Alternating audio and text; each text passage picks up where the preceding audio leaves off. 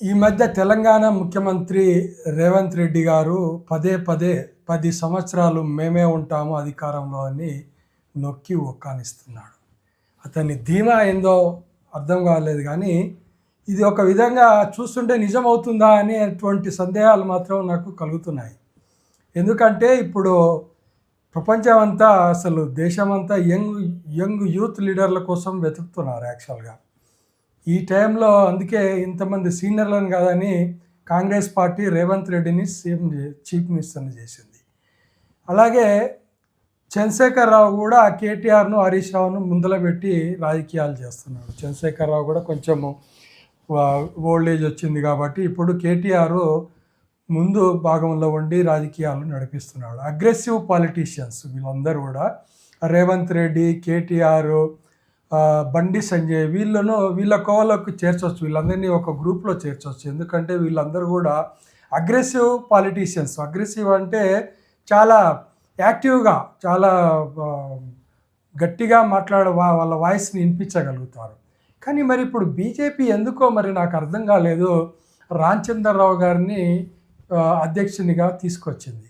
అది కొంచెం ఆశ్చర్యం కొలిపే విషయమే. ఎందుకంటే ఉండొచ్చు, రామచంద్రరావు గారు కూడా మంచి రాజకీయ నాయకుడే కావచ్చు, అతనికి కూడా మంచి వాక్చాతుర్యం ఉండొచ్చు.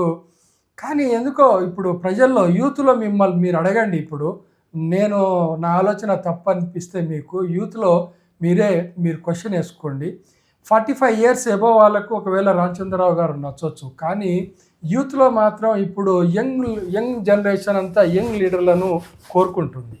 మీకు ఒక క్లిప్పింగ్ కూడా పెడుతున్నాను, మీరు చూడండి లాస్ట్లో. అయితే ఇప్పుడు ఇటువంటి టైంలో బీజేపీ మరి వ్యూహాత్మక తప్పిదమా ఏందో నాకైతే అర్థం కాలేదు. బండి సంజయ్ లాంటి మంచి అగ్రెసివ్ లీడర్ని ఇచ్చిపెట్టి ఇప్పుడు ఈ పీరియడ్లో ఇంకా 3 సంవత్సరాలు అంటే ఎలక్షన్ల ముందు వరకు కూడా ఇప్పుడు రామచంద్రరావు గారే అధ్యక్షుడిగా ఉంటారు. మరి ఇది ఎంతవరకు సబబు, కరెక్ట్ నిర్ణయమో నాకైతే అర్థం కాలేదు. అందుకే మీ ముందు ఉంచుతున్నాను. మీకు నచ్చిన లీడర్ను కింద మెన్షన్ చేయండి. దాన్ని బట్టి మనము 2029 రిజల్ట్ను కూడా మనం అంచనా వేసుకోవచ్చు. అల్లు నోటైనా, బిడ్డ నోటైనా, వాని సుట్టపోయిన నోటైనా ఈ ప్రభుత్వం మంచి ఇస్తున్నామని ఒక్క రోజైనా మాట్లాడినరా? గౌరవ శాసన మండలి సభ్యులు, గౌరవనీయులైన మాజీ మంత్రివర్యులు, గౌరవనీయులైన మరి మోడీ గారి నాయకత్వం, అమిత్ షా గారి నాయకత్వం, జేపీ నడ్డా గారి నాయకత్వం, మీరు కార్యక్రమం తిరుగుతున్నప్పుడు డబుల్స్ పోయేది మేము. అప్పుడు మాకు బస్సులో మేము ప్రయాణం చేసేది.